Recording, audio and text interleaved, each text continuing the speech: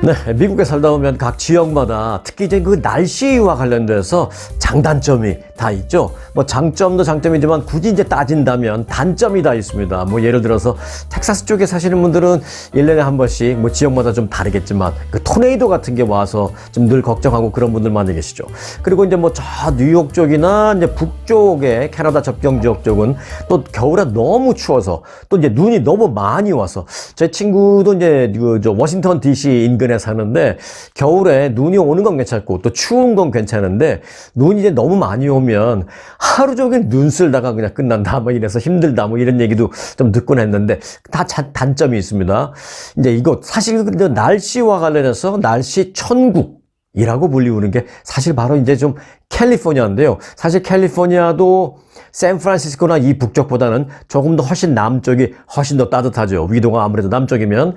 근데 남가주가 그래서 뭐 LA 쪽을 기준으로 해서 날씨 천국이다. 이런 얘기 사실 좀 옛날부터 많이 들었습니다. 그런데 날씨 천국? 오케이. 그건 그렇다고 치자고요. 그런데 이제 캘리포니아의 치명적인 이제 단점은 지진. 네. 바로 그 지진 때문에 이제 걱정들을 많이 해서 각 지역별로 사실은 걱정하는 부분이 다 있는 것 같습니다.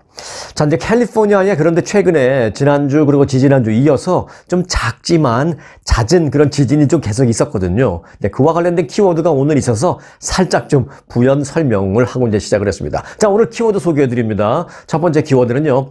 남가주에 연속되는 지진, 비권의 징조인가? 이고요. 자, 두 번째 키워드, 한국에 젊은 무당이 뜨고 있다 입니다. 이건 무슨 소리지? 하실 텐데 이거 들어보십시오. 재미있습니다. 자, 그리고 세 번째, 단골들도 떠나버리는 스타벅스라고 합니다. 스타벅스 좋아하시는 분들 뭐 여전히 많이 계십니다만 요즘 이 단골도 좀 떠나고 있다고 합니다. 자, 그리고 다음 키워드는 뱀에 쫓기는 꿈을 꾸고 복권에 당첨된 사나이입니다. 자, 그리고 세계인을 강타한 K 손가락 하트라는 키워드도 있고요. 또 캐나다 쪽에 계시는 분들, 그리고 혹시 이제 미국이 아니더라도 캐나다라 하더라도 영주권을 받아서 살 수 있다면 한번 관심이 있는데 이런 분들을 한번 들어보세요. 캐나다 간병인 영주권 프로젝트가 있습니다. 자, 바로 갑니다. 첫 번째 키워드. 남가주에 최근 계속되는 연속 그 지진 과연 비권의 징조인가 하는 키워드입니다. 자, 결론부터 말씀드리겠습니다.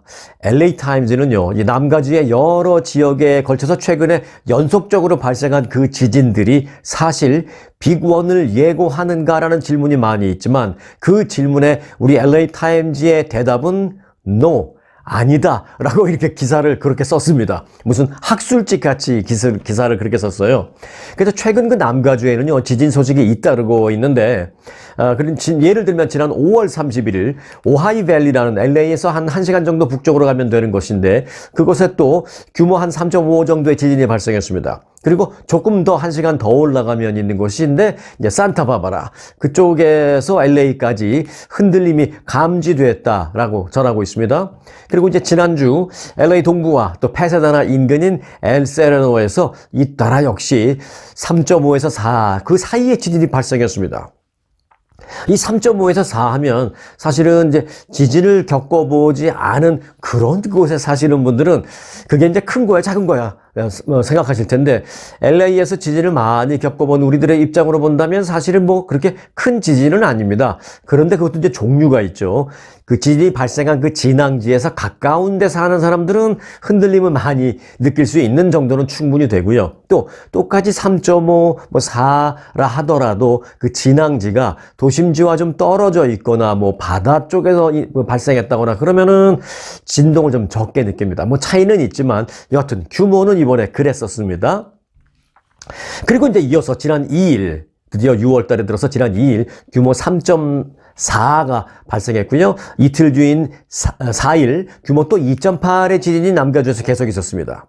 그러더니 바로 다음 날인 또 5일 그리고 그 다음 날인 6일 이틀에 걸쳐서 계속 한인들도 많이 거주하는 이 오렌지 카운티 지역에서 3차례나 지진이 감지되었습니다. 5일에는 규모 2.8 그리고 6일에는 규모 3.6 또 3.4 잇따라 이렇게 계속 발생했습니다.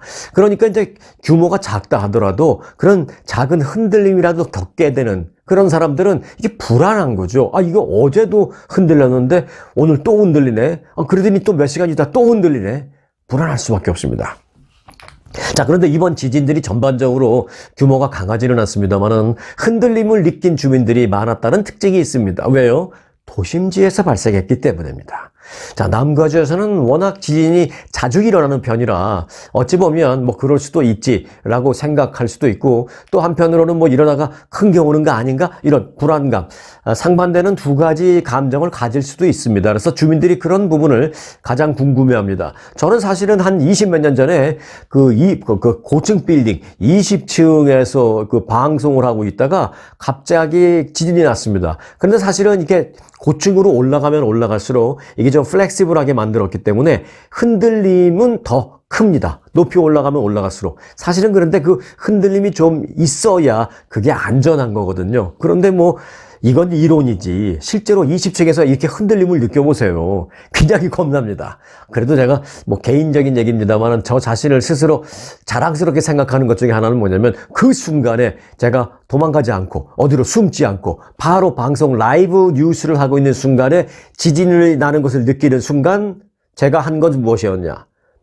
말씀드리는 순간 지금 지진이 발생했습니다. 지금 진동은 제가 또 그걸 거의 맞췄어요. 지금 진동은 제가 20층에서 느끼는데 이 진동은 최소한 5.5에서 6 사이 정도는 되는 것 같은 그런 진동이 느끼고 있습니다.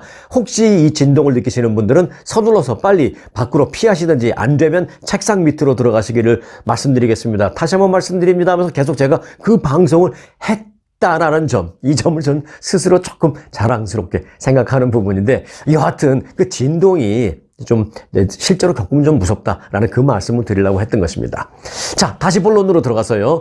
이렇게 좀 자주 일어나는 작은 지진이 결국은 빅원의 징조가 아니냐라는 그런 불안감이 당연히 있을 수밖에 없죠.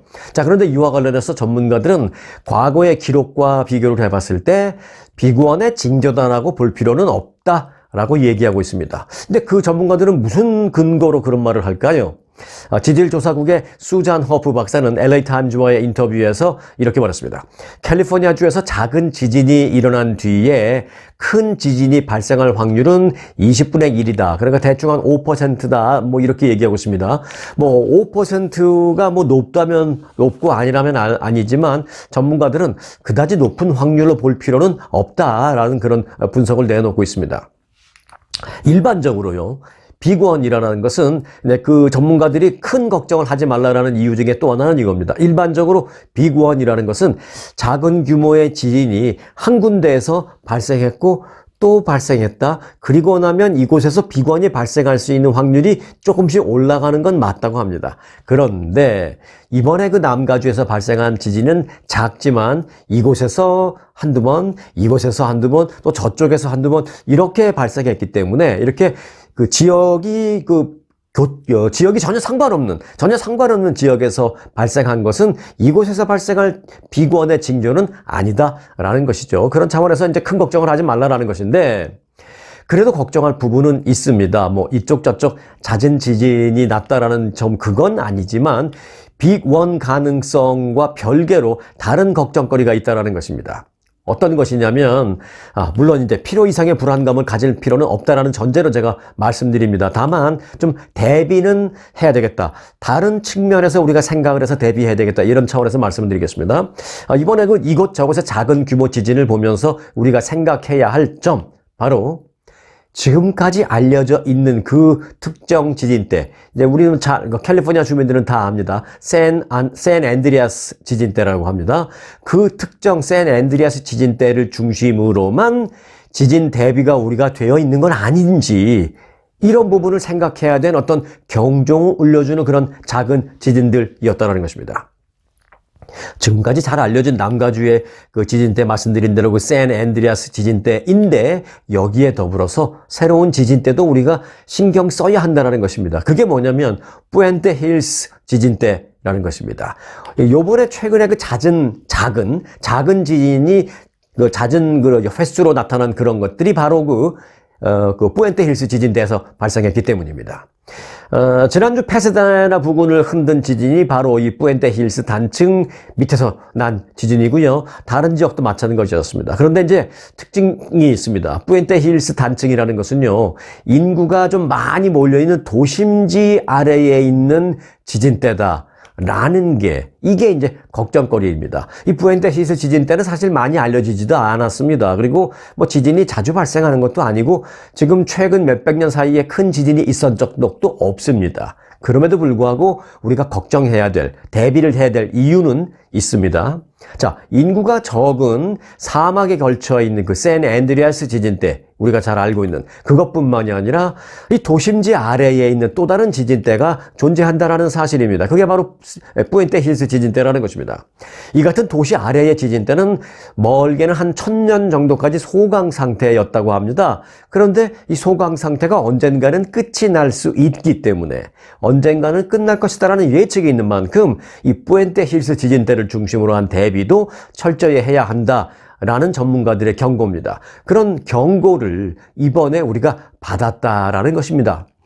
우리 이제 전문가들은 그렇게 얘기를 하고 있습니다. 저도 여기 공감합니다. 그래서 지금까지 우리가 많이 알려져 있는 그 지진 때를 중심으로만 지진 대비 공사, 내진 공사, 내진 설계 이런 것만 철저히 할 것이 아니라 이 푸엔테 힐스 지진 때라 하더라도 이게 소강 상태에 오래 있었다 하더라도 최근에 작은 규모의 지진이 여러 차례 났다라는 것은 우리에게 미리 좀 어떤 메시지를 주는 것이 아닌가라는 생각에 대비를 해야겠다라고 저는 그렇게 생각합니다. 결국 이제 이거잖아요. 사자성어, 유비무환을 위해서라도 이번에 우리가 메시지를 좀 삼았으면 좋겠다라는 생각입니다. 다음 키워드입니다. 한국에 젊은 무당이 뜨고 있다라는 키워드입니다. 이게 무슨 말이냐 하면 이 한국의 이 K 샤머니즘이라고까지 지금 얘기를 해야 되는지 모르겠는데 이 한국의 그 젊은 무당의 얘기를 미국 언론에서 크게 보도하고 있습니다. 그래서 한국에서 이 샤머니즘을 젊은 사람이 새롭게 해석해서 하고 있다라는 건데 어찌 보면 뭐 K 샤머니즘이라고까지 말할 수 있다라고 저는 한번 붙여보겠습니다. 자, 미국 언론에서 이번에는 한국의 그 무당에 대해서 집중 보도했습니다. 한국에서는 그 SNS 등을 통해서 고객에게 직접 다가가는, 옛날에는 뭐 한국의 뭐 무속인들이나 이런 사람들 어떤 뒷골목에 가면 골목 중간에 이렇게 뭐 복잡한 설명도 없어요. 딱 한 글자 쓰잖아요. 점 이렇게만 써 있잖아요. 어렸을 땐 그게 뭔가 했는데 알고 나니까 이제 그게 점 봐준다라는 것인데 그거 외에 이제 좀 더 들어가면 이제 굿 해주는 사람들도 있고 막 그렇잖아요. 지금은 그런데 뭐 점 이렇게 써놓는 사람도 없고 젊은 사람들이 SNS를 통해서 뭐 같이 상담해 드립니다. 조언해 드립니다. 뭐 고민을 상담해 드립니다. 그리고 뭐 점 봐드립니다. 뭐 점을 해석해 드립니다. 꿈을 해먹게 드립니다. 이런 걸 SNS를 통해서 홍보하는 것이죠. 길거리 다니면 보이지도 않죠. 물론 대학로 이런 데 가면 재미삼아 봐주는 게 이제 있긴 합니다만 일반적으로 SNS 등을 통해서 고객에게 다가가는 한국의 그 젊은 무속인에 대해서 미국의 그 로이터 통신이 특집 보도를 했습니다. 로이터 통신은 한국의 젊은 무당들이 SNS를 통해서 과거의 전통을 되살리고 있다라고 보도했습니다. 그러면서 한국에서 최근에 그 애기선녀라는 이름으로 아주 유명세를 떨치고 있는 젊은 무당이 있는데 올해 29살의 무속인 이경현 씨와의 그 인터뷰 내용도 소개를 했습니다. 자, 이 이경현 씨는요, 유튜브도 운영하는데 그 유튜브의 그 구독자 수가 무려 32만 명입니다. 네. 지금 10,000명 조금 안 되는 저로서는 너무 부럽기 그지없죠. 네. 그렇지만 뭐 전혀 부럽지 않습니다. 32만 그 구독자를 갖고 있는 이 유튜버이기도 한 이경현 씨는 그 로이터 통신과의 인터뷰에서 이렇게 말했습니다. 샤머니즘은 눈에 보이지 않고 신비롭고 영적인 세계로 여겨지고 있었다. 한국에서 그렇게 있었다라면서 유튜브 채널을 시작한 이후에 내 그 샤머니즘, 그 무속신앙이나 이런 것을 더 많은 사람들에게 알리셔서 좋고 또 한국 무당에 관련된 동영상을 많이 올렸는데 이걸 젊은 사람들이 나를 통해서 많이 접하게 돼서 나는 너무 좋다. 뭐 이렇게 말하고 있습니다. 그 사람의 그 유튜브에서는요, 그 관련된, 무속과 관련된 얘기가 아주 리얼하게 노골적으로 나오고 있습니다. 그런데 사실 이분이 32만 명의 구독자를 갖고 있다고 말씀드렸는데 이분뿐만이 아니라 한국에서는 많아요. 그래서 유튜브에 들어가서 한국말로 뭐 무당이라고 쳐보거나 아니면 점술 뭐 이런 거를 쳐보거나 무속인 이런 거를 검색하면 뭐 나오죠. 물론 나오는데 그 관련된 동영상이 많이 있죠. 그런데 그렇게 검색하는 그 검색 횟수가 지난 5년 전에 비해서 지금이 무려 2배 이상 늘어났다라는 점이 좀 눈여겨볼 점이라는 것입니다. 그만큼 한국에서 이게 이제 관심이 많다는 얘기죠. 자, 로이터 통신은 올해 2월에 개봉된 영화 잘 아시죠? 그 파묘라는 영화, 이게 뭐 몇 달 만에, 한 2달 만에 1,000만 명 이상의 관객을 동원했잖아요. 그래서 그 영화 파묘도 주목을 해볼 필요가 있다라고 로이터 통신은 말했습니다. 로이터 통신은 그 영화를 보면 옷을 잘 차려입은 2030 세대 무당이 등장하는데, 그 무당은 그 영화 배우 김고은 씨가 역할을 했습니다. 그 영화 이후에 한국 내 그 젊은 사람들 사이에서 그 무당에 대한 관심이 높아지고 있는데, 아마 이 영화가 한 몫을 한 것 같다라고 분석을 했습니다. 한편 그 로이터 통신은 한국의 젊은 무당들은 30분 아니면 길면 한 60분 정도 상담을 해주는데, 30분 정도 상담해주면은 평균 한 10만 원 정도 비용을 받는 것으로 알려지고 있다라고 전했습니다. 60분 정도 길게 상담해주면 10만 원에서 한 조금 더, 한 15만 원 정도 이렇게 비용을 받는 것으로 알려졌다. 이렇게 취재 결과를 보도했습니다. 자, 그럼 왜 한국에서 그 젊은 무당이 뜨고 있을까요, 요즘에? 뭐 이유야 여러 가지가 있겠습니다만은, 로이터 통신이 분석하지 않은 것도 제가 좀, 로이터 통신은 이제 해외 언론이니까 아무래도 한국에 관련된 것을 심층 있게 보기는 쉽지는 않을 겁니다. 그런데 제가 보는 몇 가지 원인은 좀 그렇습니다. 기본적으로 지금 그 한국의 젊은이들의 어떤 그 정신적인 면, 심리적인 면 플러스 경제적인 면에 어떤 불안감의 반영이 아닌가, 저는 그렇게 생각합니다. 미래도 불투명하고, 뭐 결혼할 만한 지금 여유도 안 되고, 결혼해서 뭐 아이를 낳을 여유도 안 되고, 뭐 여러 가지를 계산을 해보니까 그렇다는 것이죠. 그래서 이제 미래에 대한 불투명성, 그런 상태로 인해서 이 젊은이들이 좀 불안정한 상태에 놓이게 되자 자신도 모르게 그 무속인의 조언을 받아보고 싶어하는, 또 무속인의 힘을 좀 빌려보고 싶어하는 뭐 그런 마음이 생기지 않을까, 뭐 그런 생각을 합니다. 그런데 이제 마침 또 그때 나이 많은 그 무속인보다는 자신들과 비슷한 나이에 자신들의 고충을 10분 이해해 줄 수 있는 같은 또래의 젊은 무당이 있다니까 더 끌리는 것이 아닌가, 저는 그렇게 생각이 됩니다. 거기다가 이제 또 말씀드렸다시피 최근에 개봉한 영화 파묘에서 그 김고은 씨가 뭐 아주 유명해요. 김고은 씨. 그 김고은 씨가 그야말로 젊고 예쁜 무당으로 나오면서 이제 관심이 좀 더 급격히 높아지는데 일조를 한 것이 아닌가, 그런 생각을 저는 갖게 됩니다. K 샤머니즘이라고 처음에 제가 이제 말씀을 드리기는 했습니다만은, 한편으로는 참으로 안타까운 현실이다. 어떻게 젊은이들이 그런 힘을 빌리고 싶은 생각이 들 정도의 상황이 되어버렸을까라는 생각을 하면 좀 사회적으로 이 문제를 같이 고민해야 되는 게 아닌가, 그런 생각이 들기도 합니다. 이게 국가, 나라가 좀 짊어져야 될 짐을 젊은이들이 좀 오로지 자기들만 혼자서 짊어지는 것이 아닌가라는 생각이 들어서, 나라가 이처럼 그 고민에 빠져 있는 젊은이들의 짐을 좀 같이 짊어줘야 된다라는 안타까운 현실을 생각하게 됩니다. 다음 키워드입니다. 단골들도 떠나는 스타벅스입니다. 이렇게 말하고 있습니다. 더는 스타벅스를 안 마실 겁니다. 다시는 나는 스타벅스로 돌아가지 않을 겁니다. 이렇게 말하는 사람들이 요즘 늘고 있다는 것입니다. 세계적인 커피 체인점 스타벅스에서 모카 커피를 오랫동안 거의 매일 마셨다라는 아이다호주에 거주하는 그 주민 앤드류 버클리라는 사람은요, 이 모카 커피, 자신이 매일 먹는 그 음료 가격이 최근에 $6를 넘어서는 정도로 가격이 올라가자 기분이 나빠서, 뭐 돈도 부담이 되지만 기분이 나빠서 스타벅스를 끊기로 했다라고 선언했습니다. 인플레이션으로 인해서 스트레스를 받아온 그는 최근에 그 가격 인상에 대해서 이제 스타벅스도 끝이다 라면서 스타벅스 대신에 집에서 커피를 내려 마시거나 아니면 좀 더 작은 커피 체인점, 좀 더 싼 곳으로 가고 있다 라고 말하고 있습니다. 뭐 스타벅스에 대한 뭐 기분 나쁨도 당연히 있지만, 전반적으로 요즘 물가가 많이 올라가서 가뜩이나 스트레스를 받는데, 내가 그렇게 수십 년 동안 다니던 스타벅스도 이제는 계속 너무 올라가서 이건 좀 해도 너무하다 할 정도로 가격이 올라가니까 기분이 나빠서 못 가겠다라는 것이 그의 얘기입니다.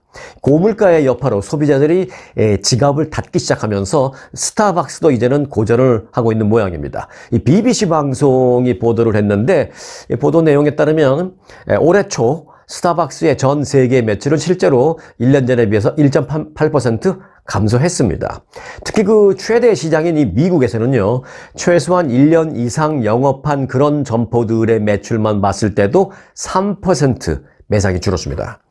이는 지난 2009년 금융위기 사태, 그리고 2020년 팬데믹 사태, 그걸 빼면은 가장 큰 폭의 감소입니다. 스타벅스를 떠난 고객들 중에는요, 가장 충성도가 높은 고객이라고 할 수 있는 스타벅스 리워드 회원도 일부 포함되어 있습니다.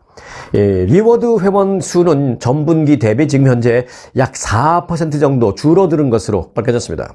스타벅스는 지난해 10월 발발한 그 가자지구 전쟁에서 이스라엘을 지지하고 이스라엘 정부와 군에 자금을 댄다라는 주장이 이렇게 퍼지면서 세계적으로 또 이제 불매운동의 직격탄을 맞게 되었습니다. 하지만 이에 대해서 스타벅스는 오해 때문에 불매운동의 타겟이 됐다라고 해명한 바 있습니다. 스타벅스는 중동 지역에서의 그 잘못된 정보가 우리 매출에 영향을 미쳤다라고 말하고 있습니다.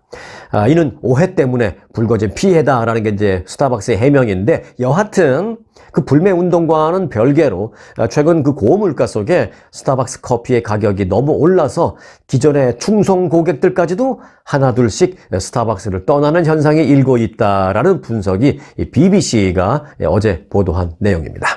다음 키워드입니다. 뱀에 쫓기는 꿈을 꾸고 복권에 당첨된 사나이입니다. 스토리는 이렇습니다. 한국 얘기인데요. 노란색 큰 뱀에 쫓기는 꿈. 근데 이제 뱀이 일반적으로 우리가 노란색을 보기도 힘들고 또 노란색 뱀을 상상하기도 힘든데, 꿈속에서 이 노란색 커다란 뱀을 봤다, 거기에 쫓겼다, 뭐 쫓기는 것만 생각하면 풀기에 따라서는 뭐 기분 나쁠 수도 있고 뭔가 좀 나쁜 꿈인가? 라고 생각할 수도 있는데, 이분은 꿈보다 해명이라고 좋게 생각한 모양이에요.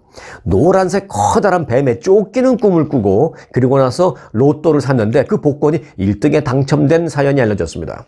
해당 사연은 최근 그 한국 동행복권 그 홈페이지에 올라온 글을 통해서 전국으로 퍼졌습니다.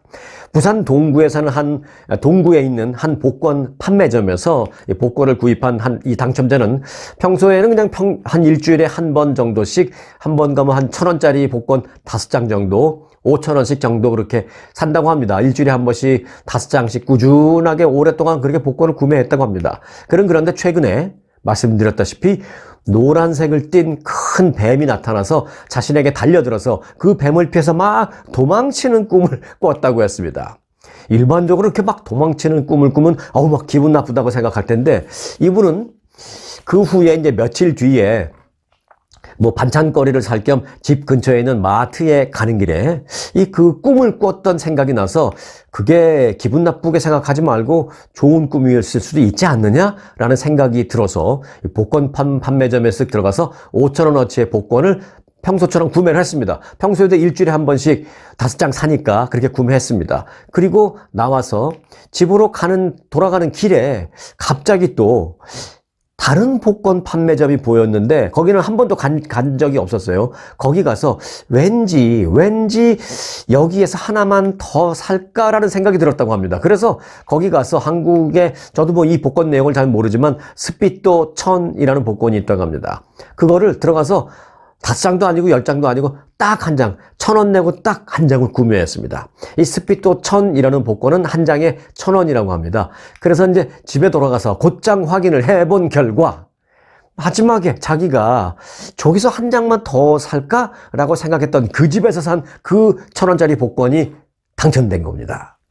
5,000원어치 5장, 그리고 1,000원짜리 한 장, 뭐 총 액수는 6,000원어치 샀지만 그게 이제 무려 5억 원에 당첨된 것입니다. 그는 너무 믿겨지지 않는 그런 마음에 집안에 있는 식구들을 다 불러서 이거 번호 좀 다시 한번 확인해봐 해서 재차 여러 번 확인했더니 맞았다고 합니다. 그래서 1등이 확실해서 복권국에 전화해서 당첨 사실을 알렸습니다. 그는 그 노란색 큰 뱀에 쫓기던 그 꿈 덕분에 복권을 사게 됐다. 그런데 저는 좀 바꿔 말하고 싶어요. 똑같은 꿈을 꿨지만 기분 나쁘게 생각하지 않고 이것을 오히려 전화위복으로 생각한 그 꿈보다는 해몽, 그것 덕분에 복권을 사게 됐다라고 저는 그렇게 생각합니다. 여하튼 그 사람은 그 꿈 덕분에라고 말했습니다. 그래서 그 꿈 덕분에 복권을 사게 됐다라면서 당첨금 5억 원은 가족들을 위해서 사용하겠다라고 말을 했습니다. 역시 꿈보다는 해명입니다. 그렇죠? 네. 자, 다음 키워드입니다. 세계인을 강타한 K 손가락 하트입니다. 손가락을 모아서 이렇게 하트 모양을 만드는 이른바 K-하트가 미국 Z세대, Z세대, Z세대라는 것은 이제 10대 중반에서 20대 후반쯤 되는 그런 젊은 사람들을 말하고 있습니다. 그 사람들 사이에서 지금 큰 인기를 끌고 있습니다.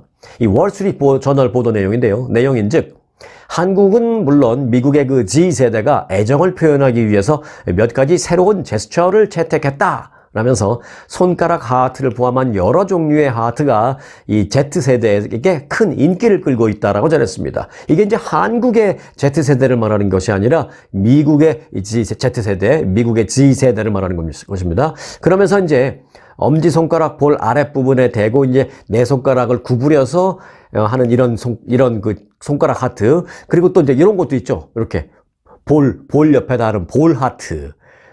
손 하트, 손가락 하트, 많은데 저는 몇 개 모르겠어요. 이제 그런 여러 가지 손을 이용하는 하트가 다양하게 있다라면서 소개를 했습니다. 미국 언론이. 이런 하트들은 한국에서 시작해서 최근에 몇 년간 유명 연예인들을 통해서 전 세계로, 특히 이제 미국에서 크게 확산되고 있습니다. 미국에서 확산된 계기는 BTS, 블랙핑크 이런 연예인들이 하면서 확산된 거예요. 실제로 이제 BTS도 미국에서 이걸 했는데, 미국에서 언제 했냐면 BTS는 지난 2022년 백악관에 초청받았습니다. 그래서 당시 그 바이든 대통령과 기념 촬영을 할 때 BTS가 이렇게 손가락 하트를 만들어서 단체 사진을 찍은 바 있습니다. 그래서 사람들이 좀 뭐 하는 거지 해서 알아봤더니 하트네. 하트 모양 비슷하구나. 그러고 보니까 비슷하네. 몰랐을 땐 몰랐는데 알고 나니까 비슷하네. 해서 이제 미국 사람들이 따라하기 시작한 거죠. 실제로 최근에는요, 샌디에고 파드레스 경기를 보면 그 파드레스 선수 김하성이 있지만 김하성뿐만이 아니라 다른 모든 미국 선수들이 안타 치고 나가면 1루에 가서 다 이거 해요. 네. 자, 이 K-하트에 대해서 뉴욕의 한 탤런트 에이전트 앤드류스 오닐이라는 사람은 시크하고 세련되고 간결하다라고 아주 호평을 했습니다. 미국 G세대에서의 그 유행 덕분에 K-하트가 이제는 미국의 그 G세대 자녀를 가진 부모 세대로까지 전파되고 있다는 것입니다. 시애틀에서 일하는 올해 56살의 킴 첸이라는 사람은요, 딸과 함께 셀카를 찍기 위해서 딸이 이렇게 하니까 자기도 이제 따라 하려고 손가락 하트를 시도했지만 이게 잘 안 되는 거죠. 처음 보니까. 그래서 자신은 딸의 기대에 결코 부응할 수 없게 어설프게 했다라면서 어려움을 재미있게 토로를 했습니다. 이제 그의 딸 올해 20대 초반에 니콜 첸이라는 20대 초반의 여성은 엄마가 손가락으로 하트를 만드는 게 아니라 무슨 총 만드는 것 같이 이상하게 했다라면서 어떻게 하는지 우리 엄마는 정말 모르는 것 같아요 하면서 툴툴거리면서 핀잔을 주는 그런 재미있는 모습도 보이기도 했습니다. 자, 이런 유행이 퍼지면서 한국을 찾은 그 팝스타, 할리우드 배우들도 이제 한국에 가면 당연히 이걸 해야 된다고 연습을 하고 간다고 합니다. 가서 배우는 게 아니라 아예 연습해서 간다고 합니다. 그래서 한국식 하트를 하는 모습을 한국에서는 당연히 포착됩니다. 이제는 K-팝, K-드라마, K-푸드, K-뷰티 등등등을 넘어서 한국인들이 만든 이 손가락 하트, 정말 간결하잖아요. 손가락 하트가 이제 K-하트라는 이름으로 세계를 강타하고 있다라는 생각입니다. 이런 거야말로 정말 선한 영향력입니다. 손가락 하트, K-하트 여러분들도 많이 하시기 바라겠습니다. K-하트. 자, 다음 키워드입니다. 캐나다의 간병인 영주권 프로젝트 전해드리겠습니다. 캐나다 정부가 기존의 가정보육 서비스 제공자 및 가정지원 근로자 파일럿 프로그램이 만료됨에 따라서 이 새로운 간병인 파일럿 프로그램을 발표했습니다. 시범 프로그램인데 이제 만료되니까 또 다른 시범 프로그램을 발표한 거죠. 새 프로그램은 간병인이 캐나다에 도착하면 일정한 업무 경험을 요구하지 않고 곧바로 영주권을 주는 그런 프로그램입니다. 캐나다는 간병인 프로그램을 통해서 15,000명 이상의 새로운 영주권자를 맞이하겠다라고 말했습니다. 이는 캐나다의 그 인구 노령화로 인한 간병인 수요 증가에 대응하기 위한 조치입니다. 캐나다 내에서는 간병인을 더 이상 찾기가 어렵기 때문에 할 수 있다면 오면 영주권을 주겠다라는 것입니다. 캐나다 간병인 영주권을 바로 받을 수 있는 자격 요건은 이렇습니다. 뭐 기본적인 영어 의사소통, 뭐 영어를 플루언틀리 하지는 않더라도 환자가 도움을 필요로 하는 사람이 뭐가 불편하고 뭐 어디가 아프고 나를 좀 절로 옮겨줘, 요런 정도의 그 의사소통은 돼야 된다라는 얘기죠. 무슨 어려운 뭐 철학을 얘기할 필요는 없지만 그런 정도, 환자를 도울 수 있는 정도의 소통은 돼야 하고, 또 뭐 영어가 아니라면 그런 정도 수준의 프랑스어를 해도 괜찮다라고 합니다. 그리고 관련 업무를 본인이 있는 곳에서 6개월 이상 했다라는 경력이 입증되면 되고, 그리고 이제 고교 졸업 이상의 학력, 그리고 마지막으로 캐나다로부터 받은 고용 제안서 편지만 있으면 된다는 것입니다. 내가 당신을 고용하고 싶습니다라는 편지 받은 것을 제출하면 와서 바로 영주권 받는다는 것입니다. 캐나다는 이제 올해와 내년에 걸쳐서 총 15,000명의 간병인 영주권을 발급하는 방침이다라고 밝혔습니다. 혹시 지인들 중에 캐나다 영주권 필요하신 분이 있으시면 이 영상 보내주시고 추천을 해 주시기 바라겠습니다. 오자마자 바로 영주권 준다는 거, 이거 쉽지 않습니다. 미국의 경우로 한다면 예를 들어서 오자마자 바로 영주권 받으려면 그야말로 뭐 이민인데요. 투자 이민인데요. 투자도 투자 비자가 있고 투자 이민이 있는데, 투자 비자는 그저 뭐 지역에 따라 다르지만 뭐 시골 지역은 뭐 한 20-30만 불, 30만 불, 그러나 뭐 LA나 뉴욕 같은 데는 뭐 50만 불, 60만 불 해야 겨우 투자 비자를 받습니다. 이건 영주권이 아니에요. 그냥 일단 여기서 50만 불, 70만 불을 투자해서 내가 비즈니스를 운영하는 동안 체류할 수 있는 비자만 받는데도 그렇게 많이 돈이 듭니다. 그리고 아주 투자 이민으로 영주권을 바로 받으려면 이건 뭐 100만 불 이상, 지역에 따라서는 또는 프로젝트에 따라서는 150만 불, 200만 불 정도를 내야 바로 영주권을 받는데, 이 캐나다 이거는 바로 가서 간병인 일을 시작한다고 하면 바로 영주권 준다고 하니까 이거는 쉽지 않은 기회인 것만은 사실입니다. 할 수만 있다면 많은 분들에게 이 영상 좀 퍼뜨리면서 여러분들이 좀 소개해 주시고, 많은 분들이 그로 인해서 캐나다 영주권 좀 받을 수 있으면 좋겠습니다. 캐나다 영주권 받고 그 캐나다 영주권을 통해서 미국에 와서 미국 영주권 받는 건 이민 변호사들하고 상의하면은 그 훨씬 과정이 좀 일반적인 과정보다 훨씬 쉽다라는 것이 이제 전문가들의 얘기니까 또 그런 식으로 접근도 함께 해 주시기 바라겠습니다. 자, 오늘 영상은 여기까지입니다. 스토리 뉴스 마칩니다.